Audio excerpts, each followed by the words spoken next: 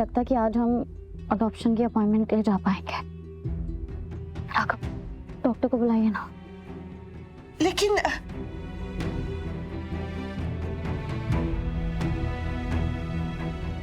रीत,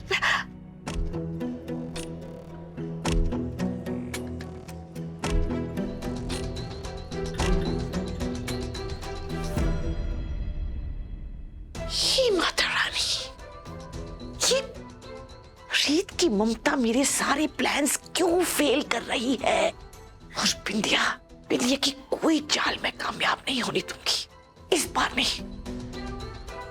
आप मेरी मदद कीजिए माता रानी, प्लीज मेरी मदद कीजिए। बुखार कम हो गया? हाँ, बुखार तो उतर गया है। थैंक यू भगवान जी, अब सब ठीक है। अच्छा हुआ तुम लोगों ने टाइम से डॉक्टर को बुला लिया, डॉक्टर ने मेडिसिन दे दी, बुखार भी उतर गया। हाँ चलिए, अब ना वो अडॉप्शन कमेटी के साथ जाकर मीटिंग कर लेते हैं। मैंने एक्चुअली ना मीटिंग पोस्टपोन करवा दी थी, सो दे आर वेटिंग। चले? नहीं शालिनी जी, हम रियांश को छोड़ के कहीं नहीं जाने वाले। देखिए ना रीत जी, ये भी यही चाहता है। कैसे इसने आपकी उंगली पकड़ ली है, ये भी आपको यहाँ से जाने नहीं देना चाहता है। मानो कि आपसे ना प्यार से शिकायत कर रहा है। ऐसे कैसे रीत जी किसी और बच्चे को मेरे हिस्से का प्यार दे देंगी? बिंदिया प्लीज थोड़ा कंट्रोल रखो अपनी जुबान पर। रीत और राघव तुम्हारे बच्चे के लिए जो कुछ भी कर रहे हैं ना, वो एक एहसान है। अब उन्हें इमोशनल ब्लैकमेल करके उन्हें रोकने की कोशिश मत करो, इन्हें जिंदगी में आगे बढ़ने दो। आओ बच्चे। मैं तो बस शालिनी जी, कोई हमें इमोशनल ब्लैकमेल नहीं कर रहा है। हम रियांश के लिए जो कर रहे हैं वो अपनी मर्जी से कर रहे हैं। और वैसे भी डॉक्टर ने कहा है कि उसे फीवर आने के चांसेस हैं, तो जब तक वो पूरी तरह ठीक नहीं हो जाता, मैं और रीत कहीं नहीं जाएंगे।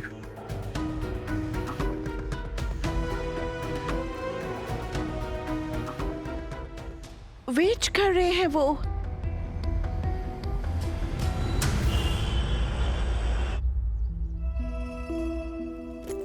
अरे वाह, आज टाइम से पहले आ गई तुम। विक्रांत की याददाश्त वापस लेके आने वाला प्रोग्राम कैंसिल कर दिया आज? नहीं ध्रुव, और तुम मुझे बताओ, कल तुम कहाँ गए थे जब मैंने तुम्हें बताया कि विक्रांत ने मेरे गले दबाने की कोशिश की? उन्नति, मैं विक्रांत से मिलने गया था। मुझे कुछ बात करनी थी उससे। सिर्फ बात? हाँ उन्नति, सिर्फ बात।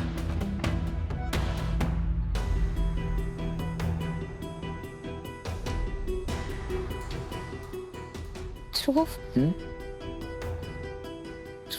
विक्रांत,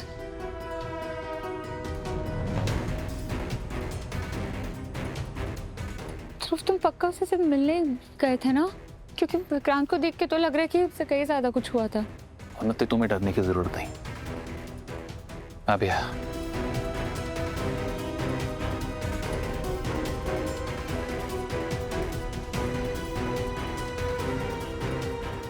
क्यों आए हो तुम यहाँ? उन्नति से बात करने। तुम्हें जो भी बात करनी है मुझसे करो विक्रांत। ध्रुव डोंट वरी, ये पब्लिक में कुछ भी करने की हिम्मत नहीं करेगा। ठीक है, तुम्हें जो बात करनी है यही करो, मैं सामने रहूंगा।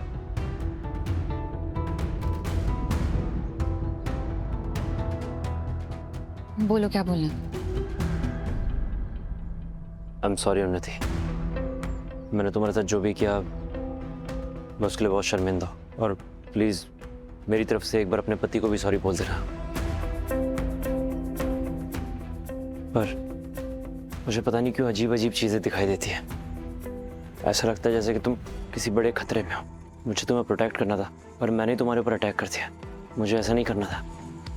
तुम्हें ये सब अचानक क्यों समझ में आया? वो तुम्हारा पति ध्रुव, वो कल मेरे घर पर आया था और उसने मुझे मारा क्योंकि मैंने तुम्हारे ऊपर अटैक किया।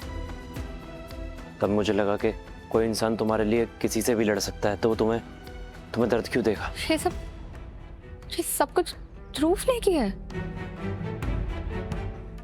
पर ध्रुव को बताना मत कि मैंने तुम्हें ये सब बताया। तुम मुझे सॉरी इसलिए बोल रहे हो कि ध्रुव ने तुम्हें मारा है? या इस वजह से कि कौशल्या आंटी ने तुम्हें बताया कि मैं तुम्हारे बच्चे की माँ बनने वाली? उन्नति, हम दोनों दोस्त हैं और तुम शादीशुदा हो। ध्रुव तुम्हारा पति है, तो तुम मेरे बच्चे की माँ कैसे हो सकती है? तुम्हारे जाने के बाद माँ ने मुझे बताया, उन्होंने मुझसे सब इसीलिए कहा कि कहीं गुस्से में तुम्हारे साथ मैं कुछ ज्यादा गलत ना करता हूँ। हमारी डील हुई थी ना कि विक्रांत को नहीं पता चल सकता कि ये बच्चा उसका है। तब तक तो बिल्कुल भी नहीं, जब तक उसकी याददाश्त वापस नहीं आ जाती। तो क्यों बताया आपने? अगर मैं उसे नहीं बोलती बेटा तो वो तुम्हें मार डालता। और वैसे भी मैंने कुछ झूठ तो नहीं बोला ना बेटा। आज नहीं तो कल उसे ये सब याद आ ही जाएगा। अरे तब की तब देखी जाती ना। लेकिन अब जब उसे पता चल गया कि ये बच्चा उसका है तो पता नहीं क्या करेगा वो। और इस चीज का रिस्क मैं नहीं ले सकती। तो मैं मिलने नहीं आऊंगी उससे। हमारी डील यहीं खत्म। नहीं उन्नति, नहीं, मैं कुछ नहीं सुनूंगी। खत्म मतलब खत्म। देखो उन्नति, जो मैंने किया वो मुझे नहीं करना चाहिए था, वो बहुत गलत था। मैं तुमसे माफी मांगता हूं। अब मेरी मदद करना ना करना वो तुम्हारी मर्जी होगी कि तुम्हें मेरी मदद करनी चाहिए या नहीं चाहिए, और इसके लिए मैं तुम्हें फोर्स नहीं करूंगा। चलता हूं।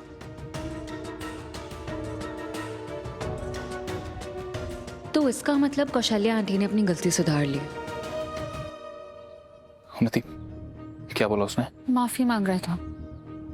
एक गुंडे को ना गुंडों की भाषा ही समझ में आती है, लेकिन इसका मतलब ये नहीं है उन्नति कि हमें उससे खतरा नहीं है। वो तुम्हें अभी भी चोट पहुंचाने की कोशिश कर सकता है, लेकिन तुम फिक्र मत करो, मैं हूं तुम्हारे साथ। चलो।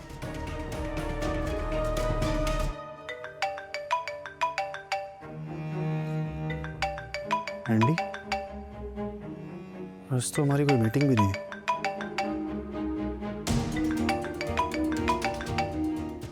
हाँ एंडी, आज तो हमारी कोई मीटिंग भी नहीं है। आई नो राघव, एक्चुअली मैंने तुम्हें फोन इनवाइट करने के लिए किया।